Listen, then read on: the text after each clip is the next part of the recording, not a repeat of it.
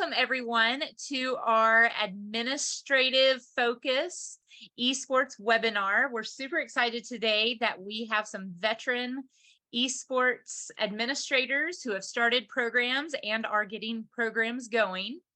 At this time, I would like to introduce myself. First of all, Christy Custer, and I am one of the writers of the Gaming Concepts curriculum for Generation Esports. And I'm joined by my colleague, Mike Russell, who is also a co-writer. Hi, Mike. Thanks for being here. And really, I want to get straight to the meat because I know there will be some people that have questions today, a lot of questions today. So we're going to get right into this so that we can, we've got people from all over the United States from 5:30 on the East Coast to 3:30 on the West Coast, I think. So we'll get going and get into this webinar. First of all, I would like to introduce our panelists. Our first panelist is Erin Polonen. I screwed it up, didn't I? Oh. I did it right. Okay, got it. Erin is the principal at Griswold High School in Connecticut. And Clint Dayhuff. Clint is the director of esports for USD 259 in Wichita, Kansas. And Chris Toscani is the assistant principal for curriculum and instruction from East Lake High School in Florida. So we tried to get 3 administrators who have 3 different perspectives and could get all of your questions answered. I think just before we have our panelists kind of do their own introductions and tell us a little bit about their programs, I think the best way to do this is we will have, if you have questions as we're going along, feel free to put those in the chat, and Mike is going to be moderating the chat, and he will stop us as we go and ask any of the questions that you have. And we can unmute you also, but we have quite a few attendees, and so we didn't want to get too many hands going up in the air. So we're going to go ahead and get started with Erin. Erin, will you please tell us a little bit about your esports program and maybe your background a little bit, because yours is very similar to mine. Okay, all right. Well, hello, everybody. Good evening. It's wonderful to be here. Super exciting as well. My name is Erin Polonen. I'm the principal of high school, Griswold High School, located in southeastern Connecticut. We are a comprehensive public high school that services students grades 9 through 12, approximately 540 students. We are pretty new, but to the world of competitive esports here at Griswold, but I feel like our implementation has been fast and furious and super beneficial for our students. Pretty much a very long story short, we saw an opportunity out of the pandemic and really looked progressively at the needs of our students.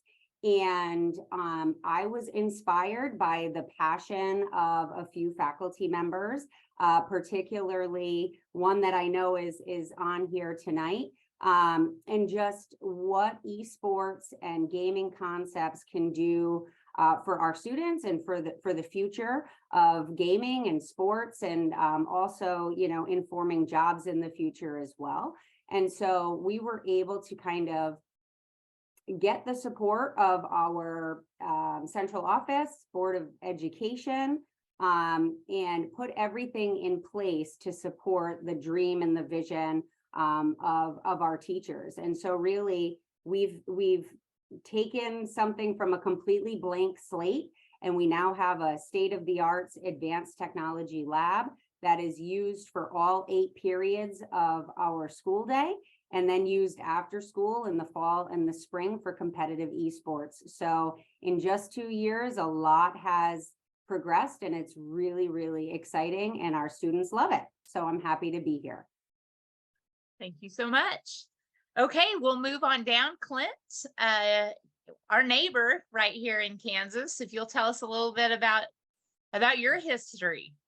Absolutely. Well, thanks for having me. Hi, everybody. I'm Clint Dayhuff. I'm the head of esports for Wichita Public Schools. We have roughly 49,000 students in our district. This is our 4th year of esports. About 3 years ago, so the when we first started, there was some student-led clubs. And this is before we as a district got involved. It was just some kids and maybe one volunteer teacher that were playing. And then I met Dr. Custer and Dr. Russell. They had an amazing thing going in Mays, Kansas. And I went and kind of toured that. And it was an amazing thing, started learning everything I could about esports. And now I'm at the point where I get to lead our district in esports. We have an actual position. We have 9 high schools with competitive teams, and we have paid coaches there. And then I have 18 middle schools with labs. So we have a total of 27 labs. We have a 70-seat arena where we host tournaments, and then we offer gaming concepts at every high school and most of our middle schools. So we're what I would consider very far along in esports. Most of our schools compete in at least 3 or 4 games, and we're having a blast. It's amazing for the students, and that was the main thing. We want to bring more opportunities, more fun, and that's kind of what I think we've been doing. So that's a little bit about me. Thanks, Clint. And then finally, we have Chris. Chris, down there in Florida, can you tell us a little bit about where you guys are at? Well, thank you guys for having me today. I'm excited to be here. And like some of the other panelists, we have a new and emerging esports program in our high school. We were historically an engineering program and a magnet attractor in a relatively large county with 17 high schools. So within that engineering academy, we're free to innovate and do some things that we think are best for kids and try to increase engagement. And so when you look at what's happening in the world today, it was obvious that the esports and gaming are a direction and a path and something we should be doing in our schools, and we weren't doing that. So it became an easy choice to say, how do we integrate this and how can we do this for kids?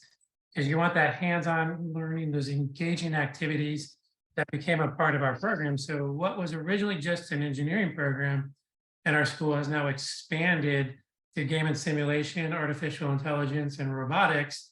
And at the core of that, when the kids are doing the game and simulation programming, they're actually designing and building their own games. So they partner the gaming concepts curriculum with game design and then the esports as well. So all of that kind of works together. We're pretty proud of what they've accomplished in a really short amount of time. The kids are coming together, and I had a conversation with the teacher today and just kind of said, if I have to share just a few things that other people might want to hear about what makes what we do so special. The first thing they mentioned, obviously, is the engagement for the kids. Is it gives kids opportunities to connect where they might not otherwise. So you have 9th graders having conversations with seniors.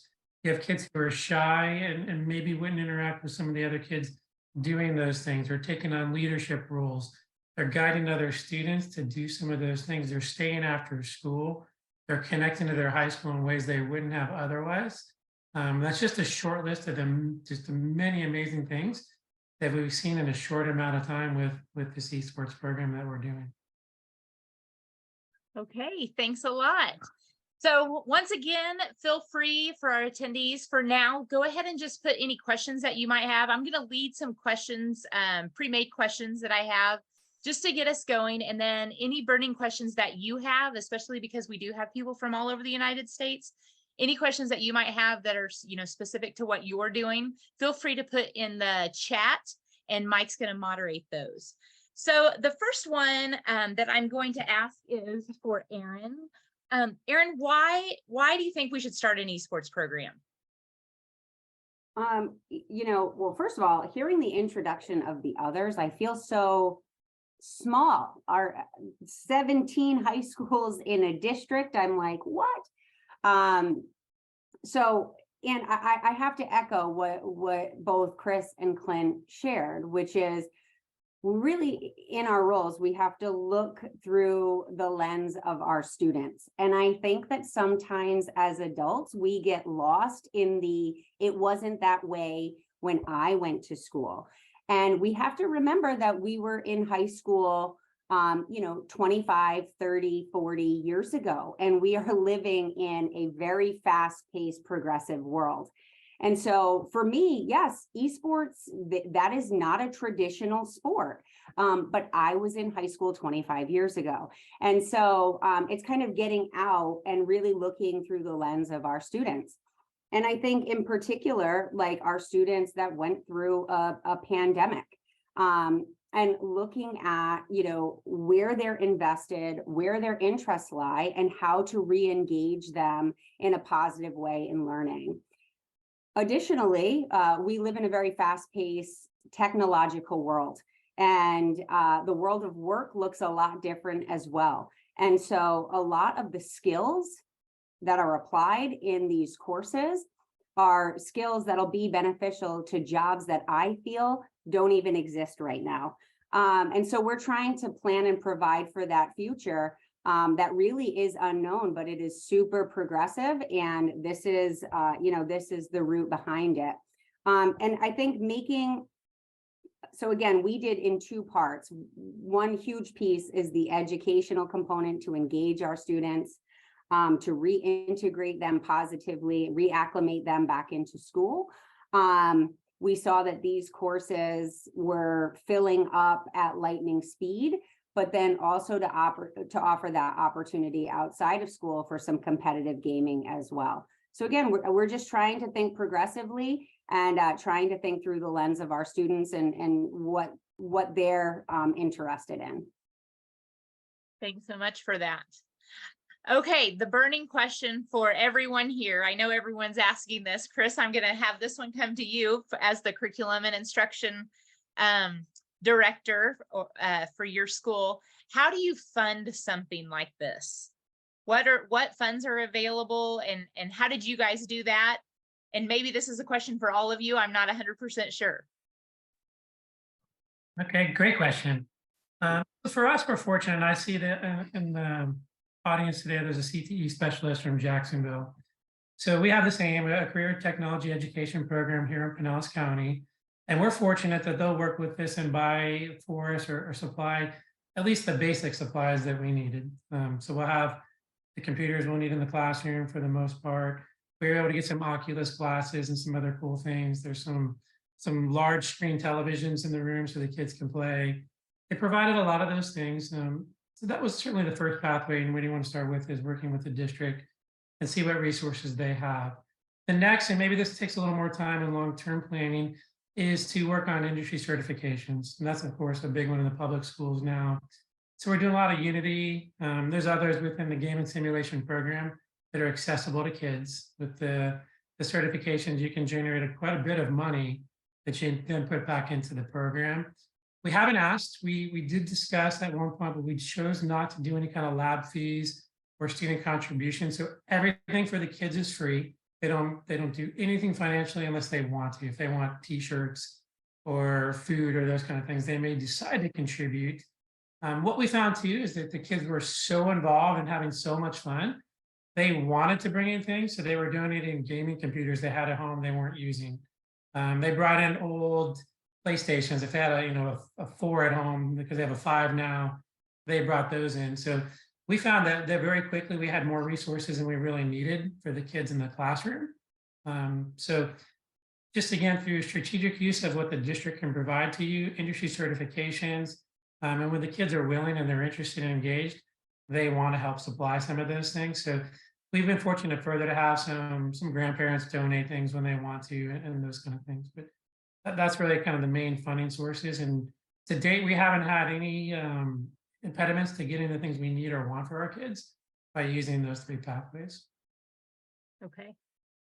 Okay. Aaron or Clint, do you have any other financial pathways that schools can use?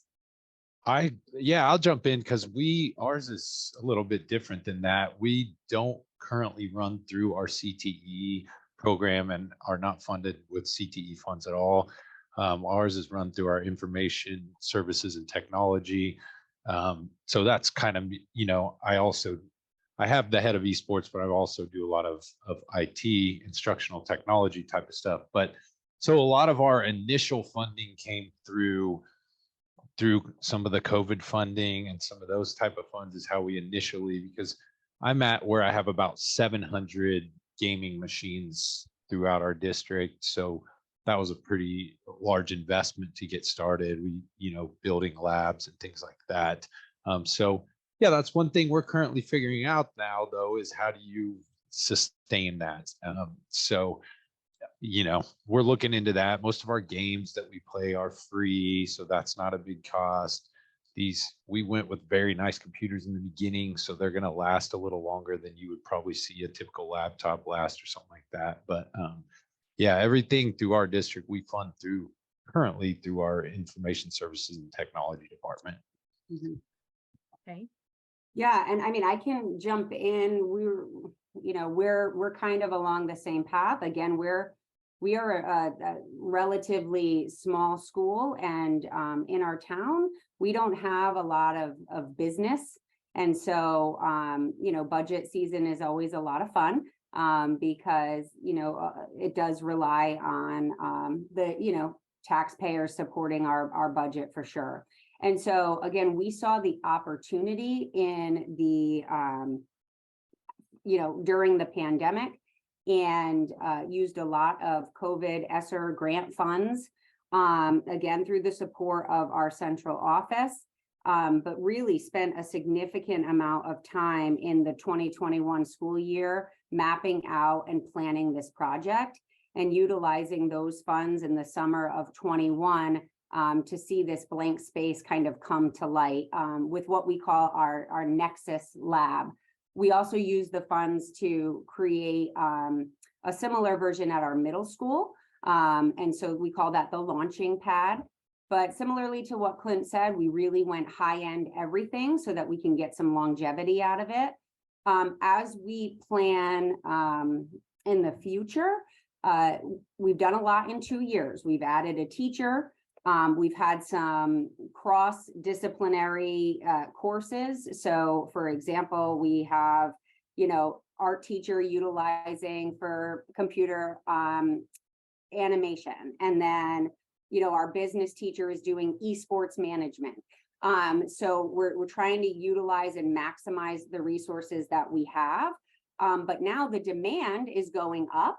And so we're looking at, is there a possibility for us doing potentially a second Nexus lab? And if that's the case, how can we secure funding for that? We are trying to loop in a little bit to our CTE funding, our Perkins funding.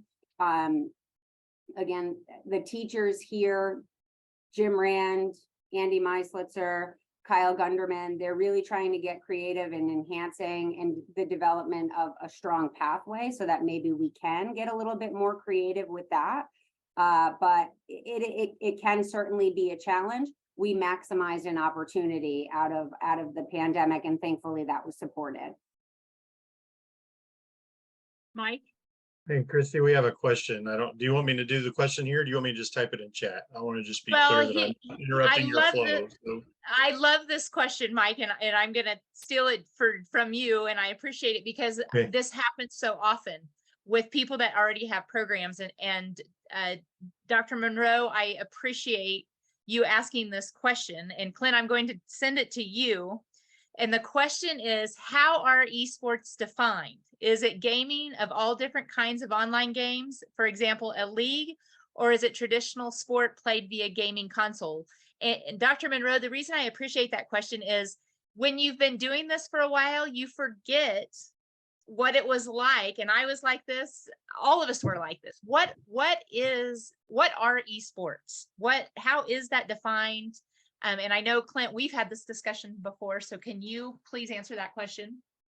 Absolutely. Thanks for the great question, Dr. Monroe. To me, esports is defined as competitive video gaming.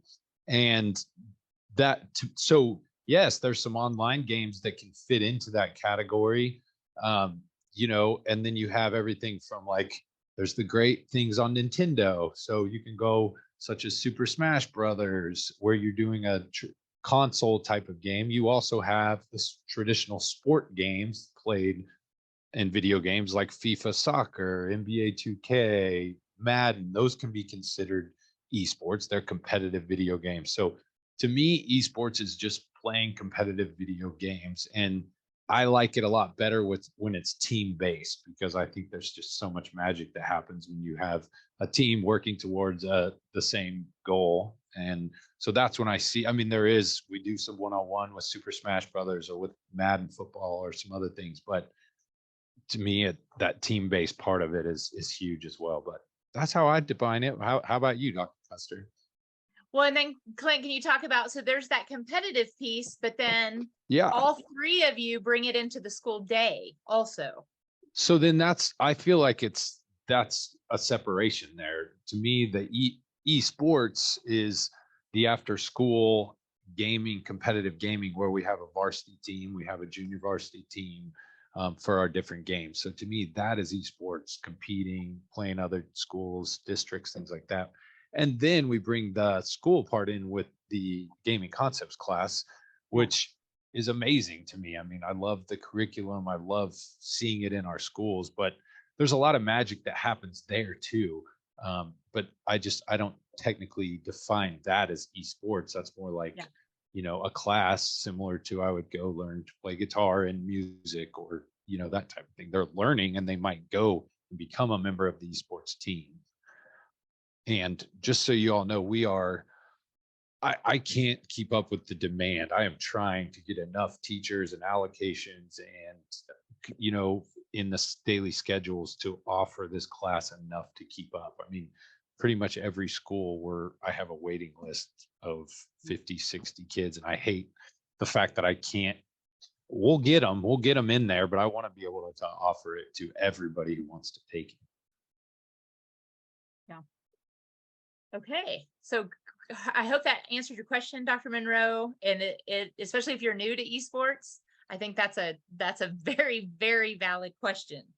Okay, Clint, I'm going to continue with you. And Aaron, especially since we've got a small school and then the larger district, well, and Chris also, what do you guys feel like, what do you have to start an esports program?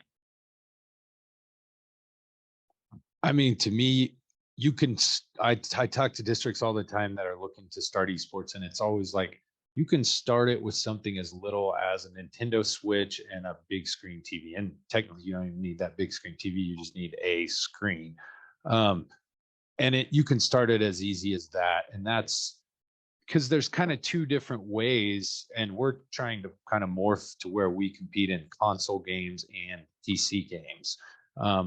But the PC is a much larger investment to get started.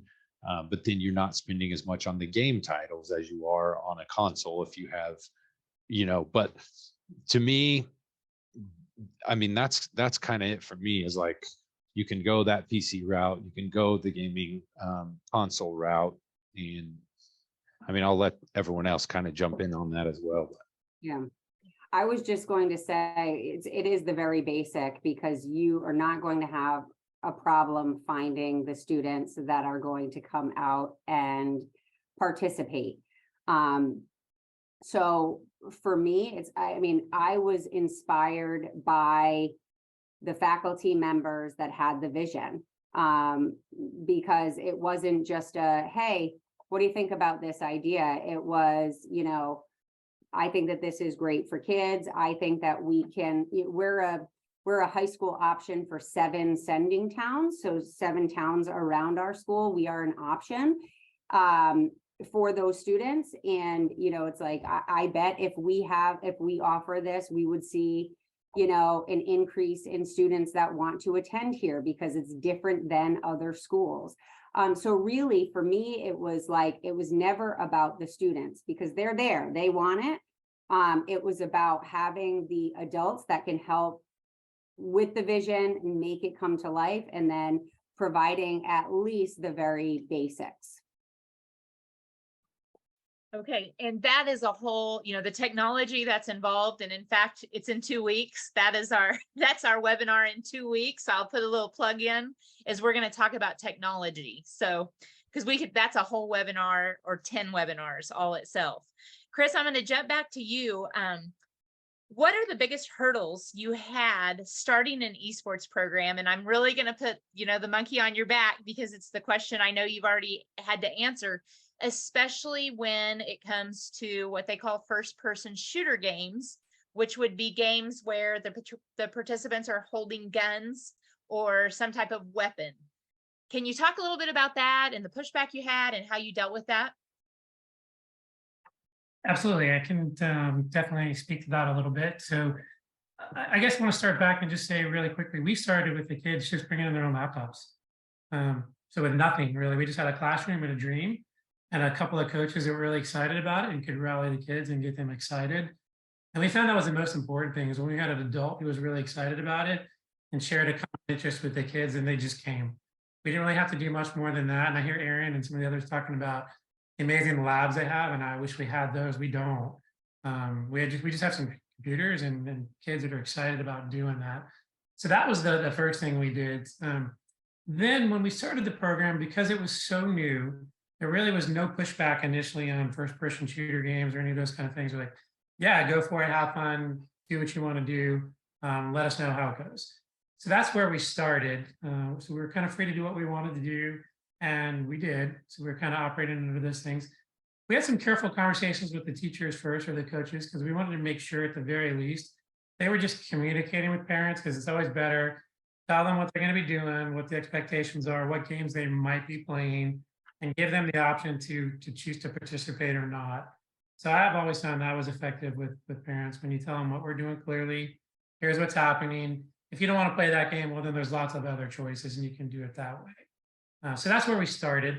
Of course, all or not all, but most of the games that the kids are playing tend to be those first-person shooter games. So that's where we started. This year it's been a little bit different. The district came back in, that CTE team, and they were a little more restrictive, and they started to kind of monitor and filter the games we could play. So it really wasn't optional from that point forward. They said you can do this one, but not this one. So frankly, that did limit our participation a little. If some of the kids really wanted to play those games, and said, well, if I can't do that, I'll just stay home and do those things. But we also then found other opportunities with FIFA and some games like team games the kids wanted to play, found different ways to get kids involved. And so that's where we are now, as there's a little more monitoring on the district side. We just kind of have to react and respond and do what's necessary for the kids to move forward. Hopefully that, I don't know if that just kind of, yeah. No, totally. Clint, Aaron, anything to add? Because I know that's a burning question and sometimes it's a barrier, as an administrator, why bother? Because it's going to be a hot topic, especially, with everything that goes on and guns in schools is a big deal. And so, Clint, I know you guys, so first of all, I do want to say this just because of the attendees that we do have. Why would you want to play first person shooter games? And one of the big reasons for that is those are primarily, a lot of those games have college scholarships attached to those. So your CSGO and those are some of your, now all those games went out of my head. So those games, those are the ones that really get college scholarships. And so that's one of the main reasons why schools choose to play those games. Clint, I know you guys have, well, I know your progression there. So do you want to talk a little bit about that? Sure. So in the very beginning, we spent a lot of time trying to educate the public and the parents that, the APA, the American Psychological Association, consistently comes out. They've done major studies over this saying violent video games do not create violent humans. And there's data to back that up. And so we did a lot in the beginning. I also was really lucky, and I have had amazing publicity from our local media in Wichita. There was actually a story that aired a week and a half ago about the benefits of video gaming and how, so the pushback that I was very prepared for with research and all sorts of stories, and, Dr. Custer and Dr. Russell both helped me with that as well. But I didn't get near the pushback that I thought I was going to get when we started this because of the education we did with our parents. We held a parent night and then amazing media coverage from local media. But the other things we've done as a district is we don't play CSGO. We don't play Call of Duty. We don't play Rainbow Six Siege. So we do play shooter games such as Valorant, Overwatch 2. We have some League of Legends teams, but I tried to stay away from anything that looked very realistic. So if we're going to play shooter games in our schools here currently, we stick with things that are very cartoonish. We turn the blood settings off in Valorant. League of Legends, we typically turn the chat off because there's some toxic chat in there, and I try try to stay away from that. So, and then, you know, we used common sense media rating guidelines, age, we'd look at the age. So I have different games available in my high schools than I do in my middle schools based on age ratings. So hopefully that answered what you're looking for. Yeah. Erin, anything to add from an administrator's point of view there? I don't think I have anything to add. Very similar to Clint.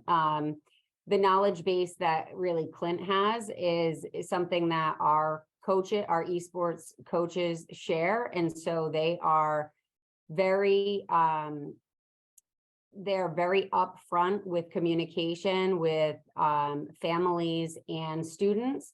From an administrator's perspective, I've never gotten a phone call. I also think that's also attributed to the fact that we would be naive to think that this isn't happening in their homes. So the kids, again, it's looking through what their interests are and trying to maximize those learning opportunities. And so I think the parents of the students that are interested understand their passion for gaming. So they're supportive as well, but it is imperative that the communication is upfront and honest and open.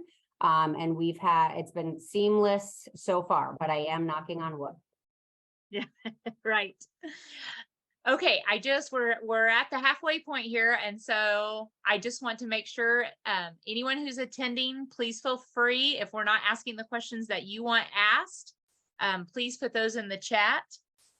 The next question that I want to ask, and this is really for all three of you, is do you have any, I'm always asked about data, you know, what data can you give about how esports is impacting positively, negatively, in, you know, whether this is hard data or is this anecdotal data that, you know, you're observing, especially, you know, attendance type things, grades types things, engagement types things.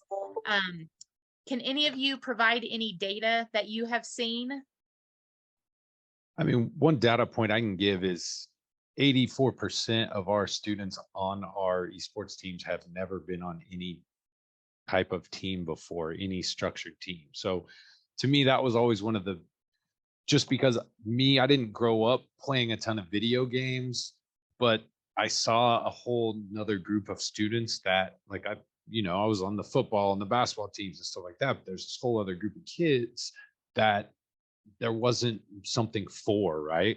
And so that's a huge data piece for me is most of our kids on our teams have never been on any team before. So that's a cool thing for a kid to have their spot at school. You know, it's who they are. So. Right. Chris, Erin, anything that you have, and it's fine if you don't. You know, we certainly align the expectations with those of all of our other competitive sports. So, you know, your behavior, your academic, your attendance expectation, you know, we hold that high standard across the board, which is really nice. I agree that I think it has afforded you know, a different subset of students an opportunity to be on a competitive team. And that is certainly something to celebrate. I know that for us, we're really trying to make it part of our culture. And so it's really awesome to see our students, they have their esports jerseys, and so they'll wear them in school. Some of them have gotten letter jackets, you know, that say esports across the back, and it's really, really awesome. They have a section of our showcase, our athletic showcase outside of our main office. Certainly promoting with all of the announcements that we make for any other quote unquote typical sport. But pep rallies, making sure that they're announced down as well. Victories are announced, and just really trying to normalize that it is a competitive opportunity and sport for our students. And so again, this is year 2, and really I feel like this is the first year of it being full blown. It's been really quick, but I think it's definitely had a really big impact here and is something that a lot of students and other schools are talking about. I'm just going to add, and I started to get choked up when I just think about the picture that I have seen from Griswold High School. It's a pep rally and it's the esports team and they're out on the floor. And I love the picture of the esports team, but what I love even more is the reaction from the student body when they are being introduced, because it's the joy and the excitement for any other team. And you can just, look at those kids and you just know they have never been celebrated before. And so I get choked up every time I think of that picture. Chris, you're going to add? Yes, I just want to say we kind of did a very similar process. We treated them like any other athletic team. So the kids have a code of conduct that they sign. They have grade expectations. They have attendance expectations. They have behavioral expectations before they can practice and compete with the team.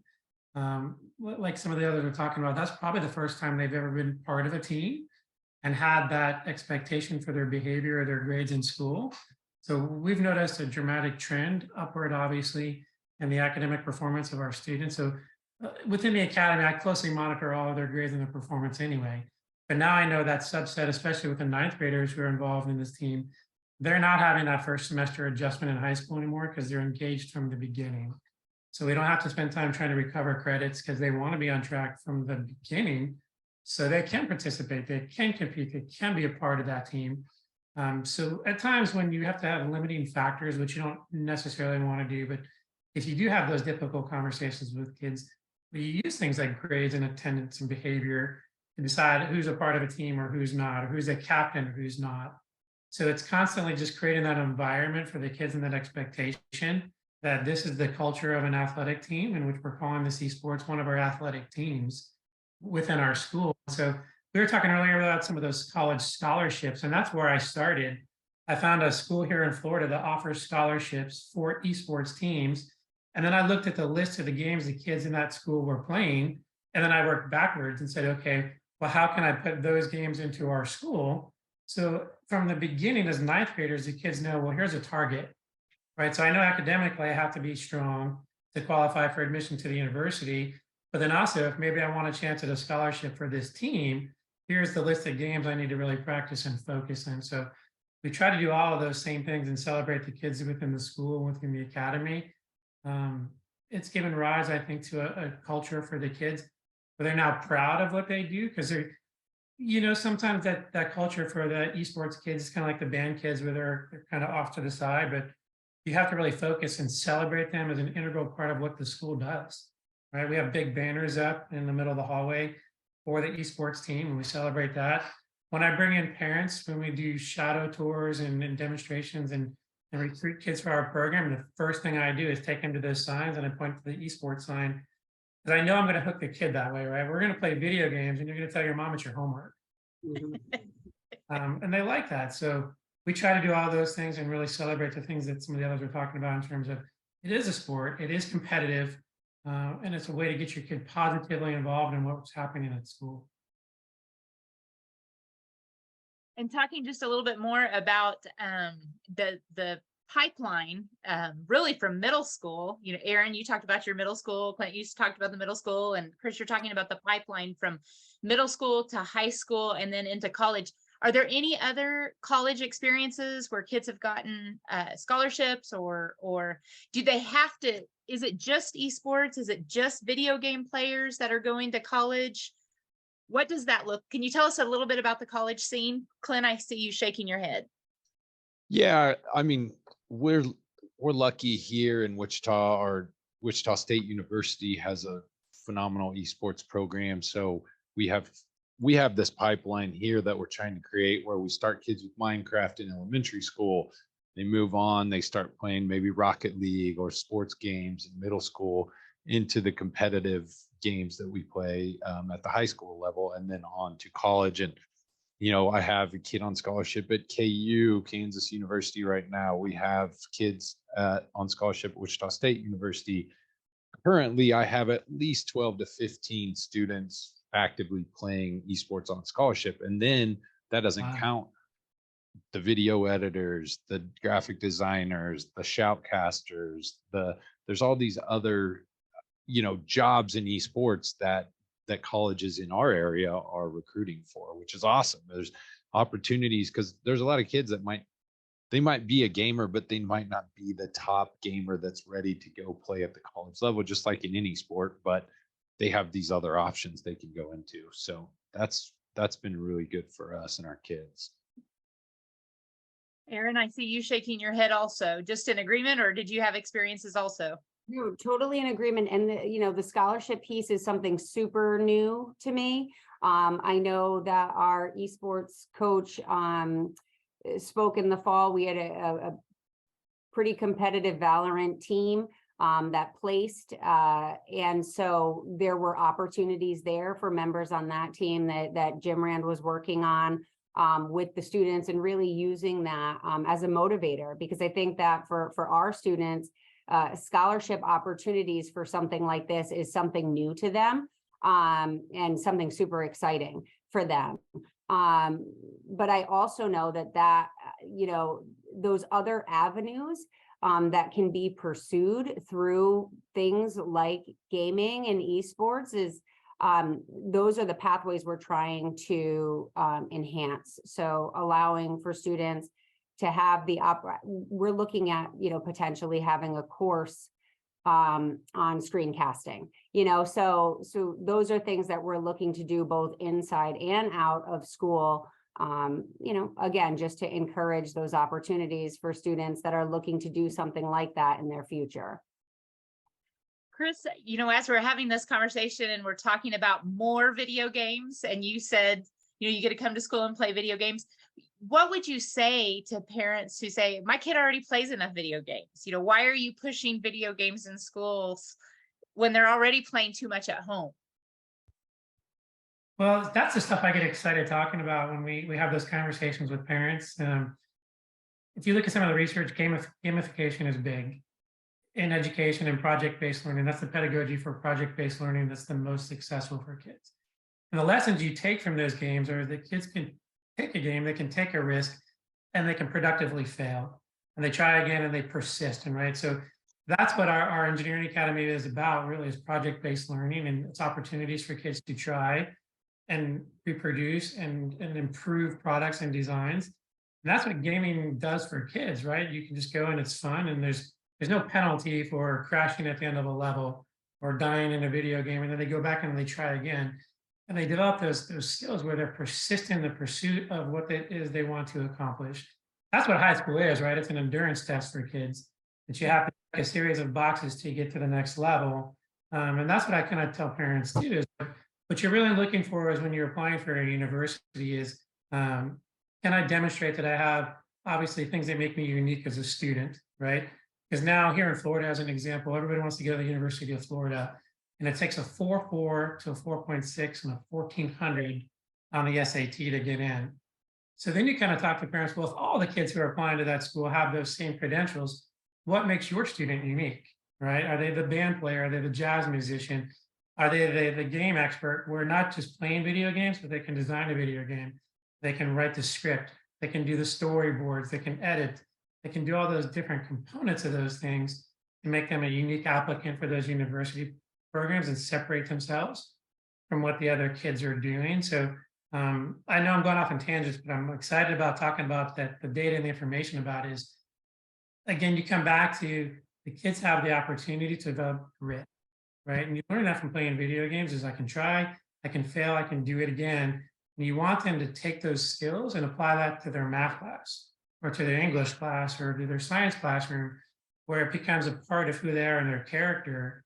Is that as things are tough, I'm going to try harder, practice more, and repeat until I get to where I want to be.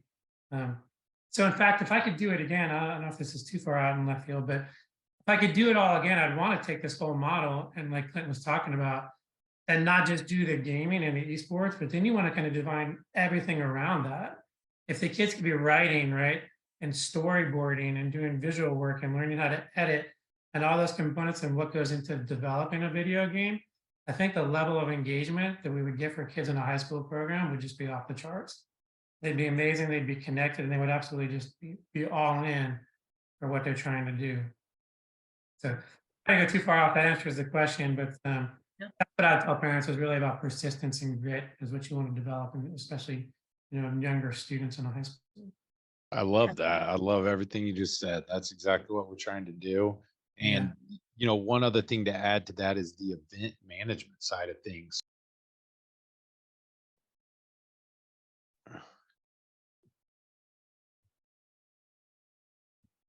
I did that to you, Clint. I muted you accidentally when I was trying to mute me. But basically, we have kids run an entire event. So they're planning the tournaments, they're making the logos, they're doing the tech setup, they're doing the updates on the computers, all those things that you want kids to know to run an esports event. You got to do that stuff. So just to add that to everything Chris just said, there's also that piece to it as well. Yeah, you're so right. That's one of the benefits of our esports marketing class is that we have students that they're learning all of the details that go into planning such an event, and we've been able to work with our sending town partners, but also our middle school in our esports marketing class is the one that's setting up the tournaments and running it. And so it's working in partnership with our esports team and pulling expertise from all these different areas to make a big event happen. And so just the amount of learning that's going on is really remarkable. So it's really exciting stuff. I think I just to piggyback on what you all said, we call it purposeful play. Obviously, Mike and I have coined that and stolen it really from the preschool with that purposeful play. And that's what I like to tell parents too is, when they're at home in your basement, nobody is there to monitor them. No one is there to teach them. And when you bring it into school, that's when they start to do the business management and, they start cross-curricular type things. And so I kind of want to piggyback on that because I had thought about that question when you were talking about the equipment and all of the cross-curricular things that you can do when you're talking about making that costly investment in, especially Clint and Aaron, what you guys have done with the Nexus and Clint with your guys' arena, but those computers can be used for what else do you use that for? Yeah. I mean, go ahead, Aaron. Sorry. No, right now, that was one of the things is like, if we're going to spend a significant amount of money for this state of the arts, advanced computer lab, we're going to make sure that it's not only used after school hours. And so the goal, the big vision was always to have, we have 8 periods that runs over the course of 2 days for each day, but to make sure that all 8 are full. And again, after this is the second year, but we're already looking at needing to add another Nexus because the demand is pretty high. So we offer computer animation, we offer coding with Python, and we'd like to extend that to coding with Python 2. Computer science, gaming concepts, quite a few sections there, esports management, a couple of sections there. And so we've utilized not only our technology team, but our art, business, and a science teacher as well. And then looking to extend upon some of these courses, Python 2, computer animation 2. But we can only do that if we have, another spot for them and also the staff to be able to provide it. So that's what we're working on. We're in the thick of the budget for next school year right now. And all of these things are anticipated, but we're crossing our fingers and we'll see how that goes. But it is definitely not hard to fill these classes, that's for sure. Can you talk a little bit about what is the certification that your teachers have to do this? And So this is going to be different in all three, just because I'm a little bit familiar with all three of your guys' states. So if all three of you could answer. yeah, so I think the majority of our teachers of these classes, they do have the technology certification. And just a fun story. I keep talking about how our esports coach is Jim Rand, who really had this vision. And he was our social studies teacher. And so through this process and kind of seeing that vision become a reality, he went on to get his technology certification. And then just the whole everything happens for a reason. We saw the demand go up, and we saw an opportunity to, we had a resignation that was unexpected, that we said, does it make more sense for us to turn that into another technology? And so that gave Jim an opportunity to transition from a social studies teacher here to a technology teacher here.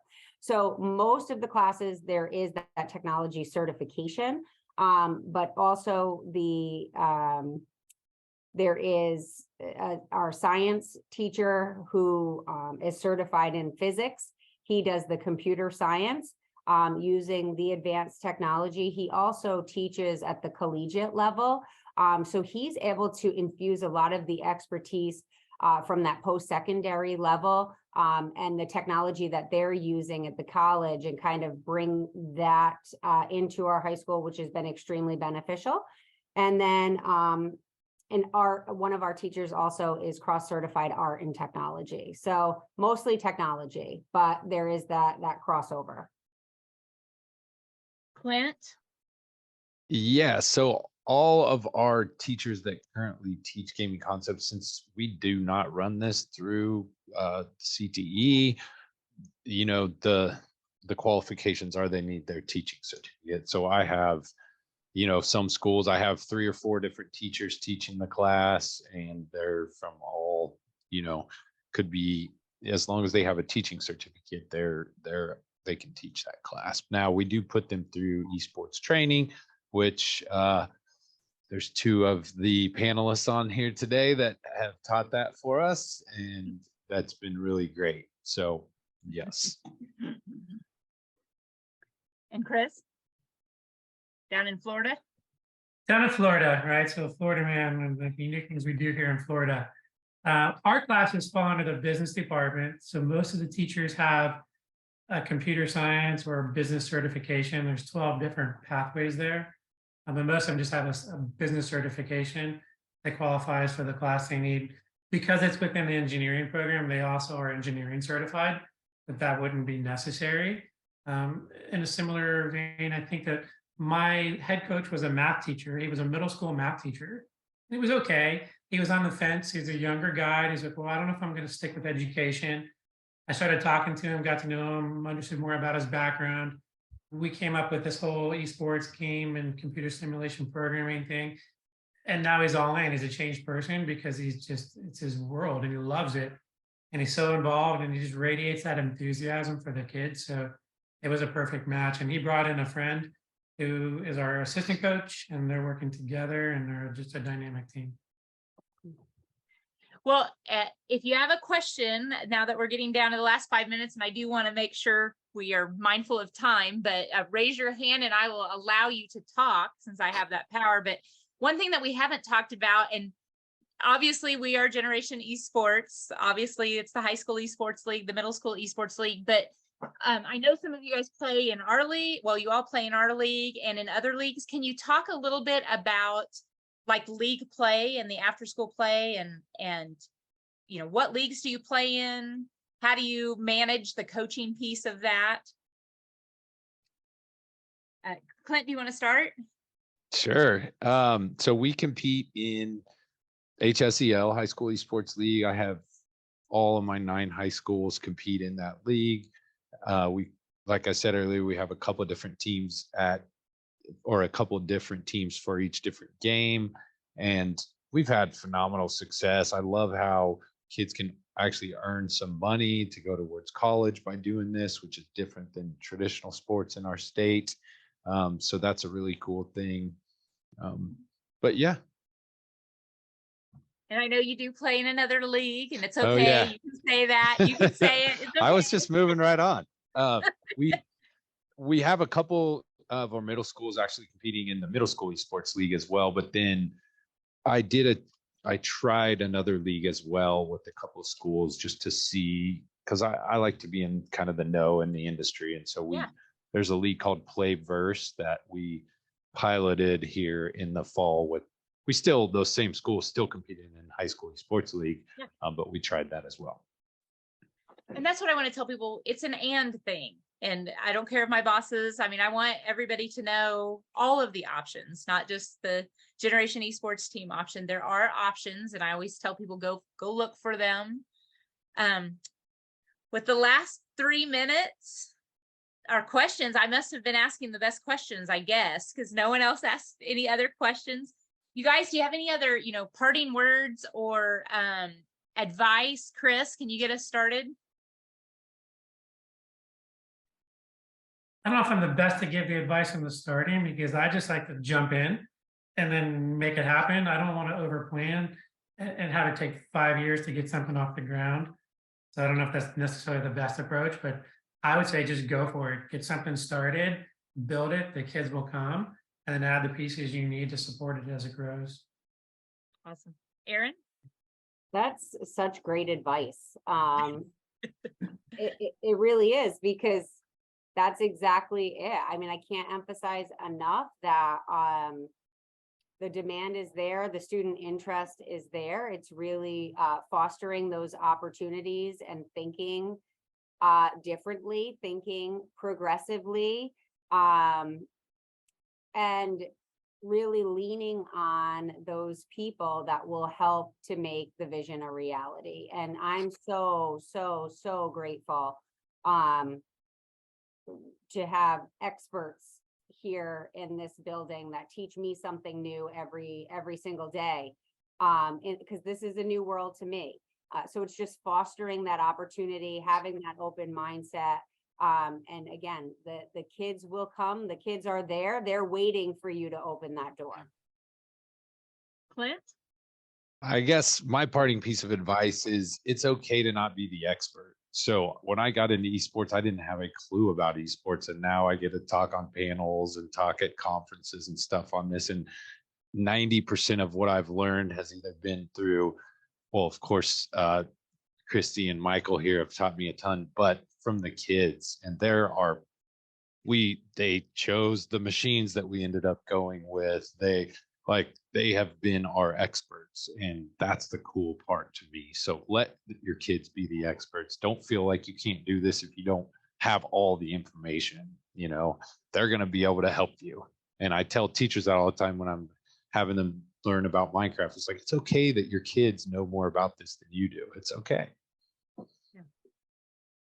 Well, at this time, I want to thank you guys for taking the time out of your busy days. I know some of you are some of you are post spring break. And so thank you so much for taking this hour.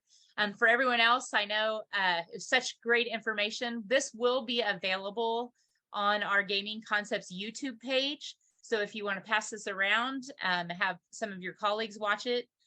We appreciate everyone showing up, especially appreciate Erin, Chris, and Clint, and always my partner, Mike. Thank you guys for being here. And we will see you next week. We're having a coaches webinar. And then the following week, we are having a technology webinar. And then from there on out, I can't think for sure what we're having. So we hope to see some of you later on. Thank you very much. Thank you so much. Bye. Bye, guys.